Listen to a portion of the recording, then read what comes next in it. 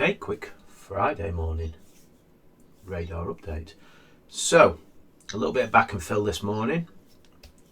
Portfolio's doing extremely well today. Brushing with all-time highs. Let's just... obviously JLP will be a part of that. Just having a little bit of a pop this morning on a little bit more news. So, some good moves in the portfolio this week. I'm going to jump straight into it. I'm getting heckled by the sparrows in the garden at the moment, if you can hear them. I'm going to jump straight into the volume leaders and let's just have a look what's moving today.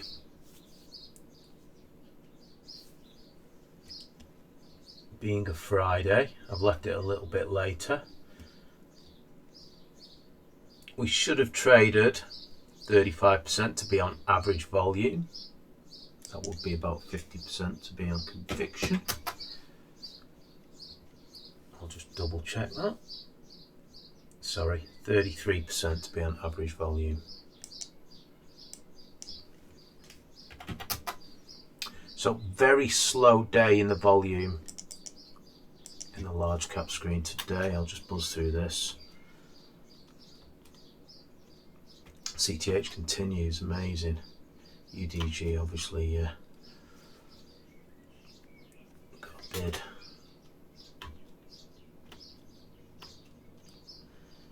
YouGov, never doubt those pullbacks on YouGov, eh?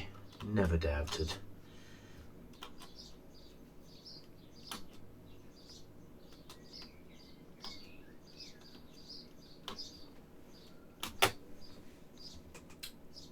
And 33% in the small caps.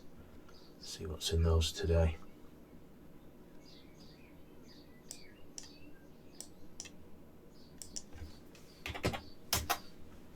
Yeah, there's quite a few running in the small caps. Are we surprised? Not really. So let's see what's in. I'll just buzz through these.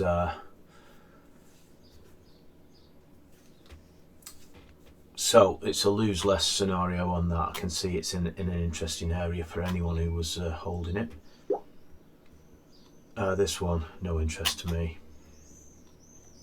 No forward on that one. This one's still trading towards some pretty... It will actually at some point. It'll be decelerating now on the turnover. Put a little baseline in there. It just, no trigger, no trade. But a lot of people interested in this one. It went out of the IPO breakout like an absolute rocket. This can happen. They can sort of, even though they're good, they can drift sideways after a big move. And by the time, that they've consolidated, it can be trading to a totally different set of earnings in the forward numbers. And, that's what's happened here. So I can see, there's a huge downtick in the earnings per share on this one now, and decelerating on the turnover, decelerating on the pre-tax. The last quarter on quarter, half on half, looks pretty slack. I will just punch it in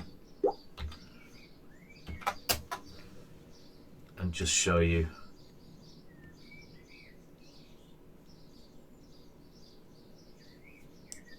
Yeah, negative in the earnings per share now. So big tick up on the forward pre-tax, but obviously decelerating from that prior huge tick up. So you can see what the comparative numbers are there, and you can get a feel for why this thing's kind of not getting much action. It might, it might change. Everything can change.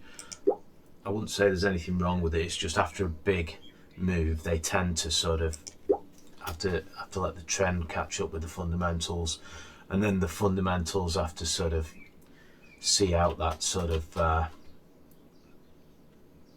big comparative number.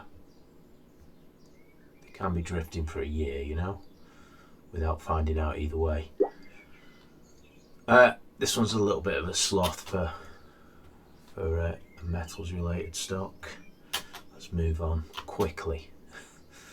Tick back up in Gately. This one's actually ticking towards better readings than it ticked. You know, I did a video on this and compared it with the other one, what we made money on. This one went sideways for a long time.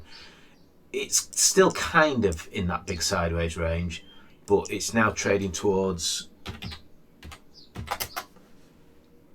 you know, better growth than it traded towards. It's accelerating on all its numbers. They are very, you know, pretty slim numbers, but you know, the share price has responded. So I'll jump straight past that one because that one just had a huge move out of the base, didn't it, already? Bit rear view for us. So something worth just talking about. I was thinking about it this morning. It's something I practice over the years, though everything's more organised in the way I do things. Nothing has changed. I'm more organised in knowing what every stock's doing by having the GTRS, but nothing has changed in the way I trade them. I've been trading them virtually the same for over a decade, and you know, the way there's been a lot of bearish sort of talk and a lot of scare talk out there, but still growth stocks just keep doing what growth stocks do, and every move of the stock, someone will pin a story on it and say I told you so, and everyone will go quiet when the market's pulling back, and everyone will scream from the rafters when the market's going up. But at the end of the day, stocks will just trade like stocks. Markets will trade like markets. Everyone says it's different this time. It's different than what it used to be, and nothing changes. Trends are trends, and basically, the way you make money is you just practice active inactivity. Every day I go through two simple sort of screens. I go through you know, two pullback screen, one pullback screen in effect. I just split it two ways. I go through one new highs list. Every day I do that. Every day I look at the growth on those, and every day I look at the volume leaders in the morning. I'll do it multiple times, but I'll do one video, and every day I don't find an idea, because I look for a high reward, low risk entry into a high reward trend. And if I found 20 good ones of those in a year and 10 bad ones, I would be absolutely killing it. Sometimes it's hard to find good ones. Sometimes it's extremely easy, like it is at the moment. You know, a lot of things move, you know, in a short period of time. So you'll get like a month where everything starts to break out, and then it can be sporadic. And then if the market corrects, then there'll be a glut of them again from pullback areas. But active inactivity, doing the same thing every day, and where new investors go wrong is they think that they're going to find an idea every day, and they actually think if they do more work, they're more likely to find an idea. And at the end of the day, it's on the market's time frame.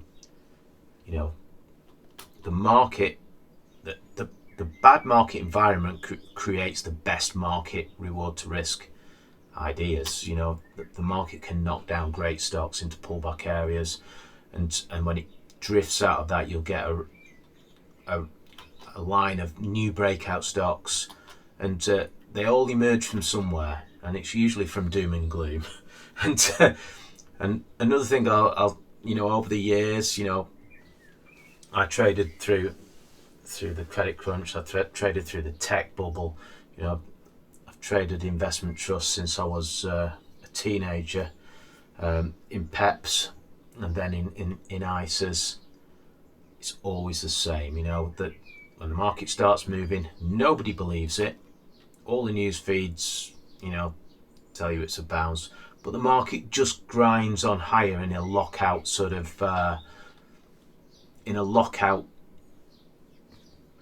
rally.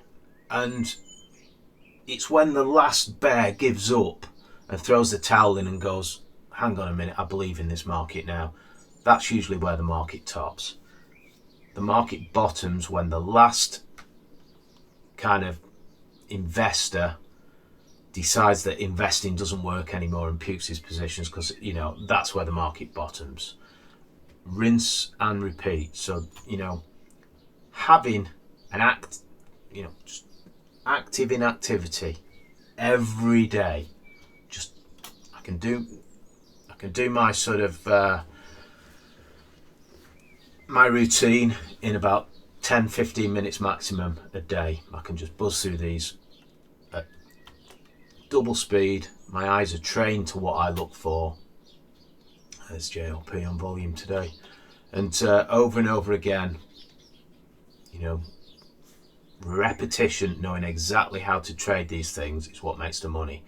So, I'm not actively trying to put money in the market. I'm just actively looking for those really good situations. And when I'm in a trade, I'm not actively looking to get out of those positions on any kind of news, and I'm not searching the tickers on to see what people have got, what opinions they've got. I'm inactively just trailing my stop. I know the market will take me out usually before the bad news hits the tape. It's amazing how the market has the ability of doing that. So that is my sort of two penneth on, if you're new to this game, the ones who are shouting the loudest are probably a little bit nervous in their own methodologies.